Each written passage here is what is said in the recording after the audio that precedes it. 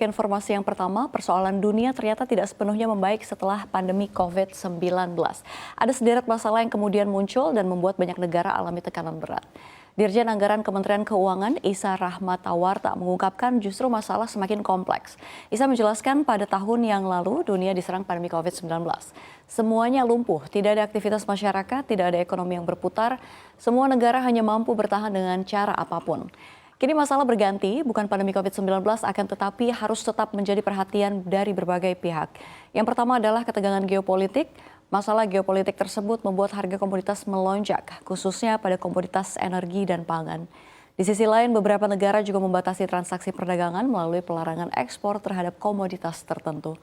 Dampaknya inflasi naik tinggi. Respons yang muncul adalah kenaikan suku bunga acuan, di antaranya Amerika Serikat dan negara maju lain sehingga menimbulkan gejolak pasar keuangan. Indonesia sendiri alami tekanan pada IHSG dan juga rupiah. Hal lain yang turut diwaspadai adalah perubahan iklim dan juga digitalisasi. Niat baik untuk mendukung efisiensi ternyata menimbulkan efek negatif ke tenaga kerja dan disinformasi.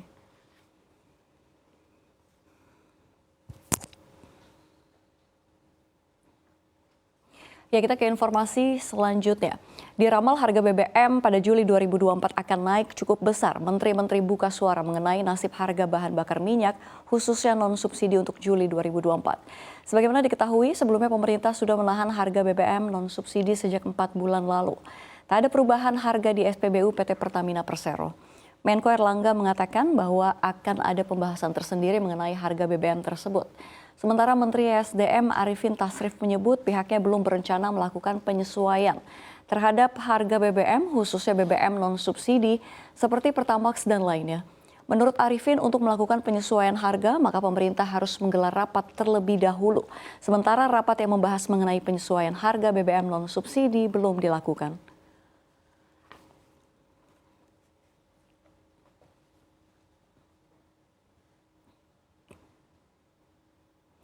Kita beralih ke eksternal, lebih dari 1,5 juta warga Israel meninggalkan negaranya dan tidak kembali. Ini berlangsung selama 6 bulan pertama perang Israel dan Hamas pecah di Gaza.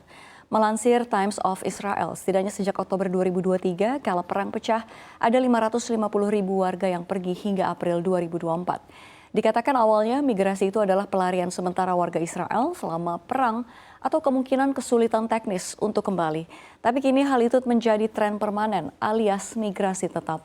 Kepergian warga ini bisa terjadi dengan mudah di Israel karena kebanyakan masyarakat memiliki kewarganegaraan ganda. Mereka memiliki setidaknya satu kewarganegaraan lain selain kewarganegaraan Israel. Biro Pusat Statistik Israel mencatat populasi Israel mencapai 9,9 juta jiwa hingga April. Ini juga termasuk lebih dari 2 juta warga Palestina, 400.000 warga Palestina di Yerusalem Timur, dan 20.000 warga Suriah di daratan tinggi Golan yang diduduki.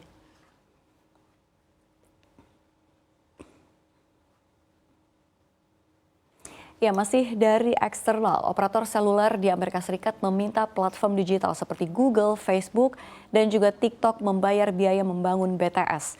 CEO AT&T, John Stankey, mengatakan bahwa Kongres harus memberikan wewenang kepada Komisi Komunikasi Federal untuk mewajibkan perusahaan-perusahaan raksasa teknologi berkontribusi pada dana pemerintah yang mensubsidi akses ke layanan telekomunikasi dan broadband.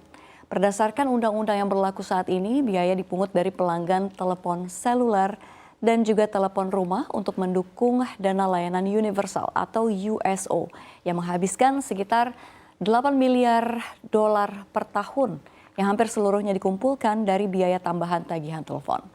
Masalah ini menjadi makin mendesak sejak program subsidi internet broadband pemerintah yang digunakan oleh 23 juta rumah tangga kehabisan dana pada Mei lalu dan ditutup setelah Gedung Putih gagal mendesak Kongres untuk mengalokasikan 6 miliar dolar lagi.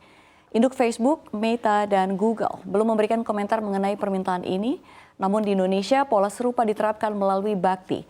Seluruh pelaku industri telekomunikasi di RI menyisihkan sebagian dari pendapatan kotornya untuk dana USO.